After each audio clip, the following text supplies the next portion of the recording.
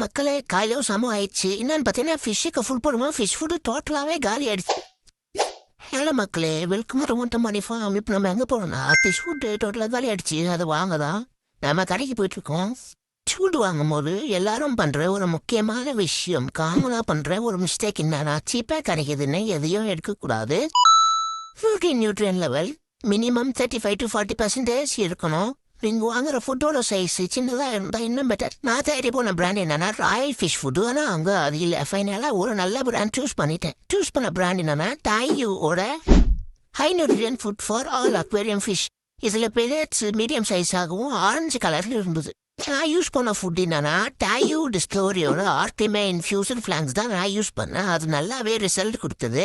குட்டிங்களுக்கு ஸ்டைலில் colour growth சீக்கிரமாக கொடுத்துரு.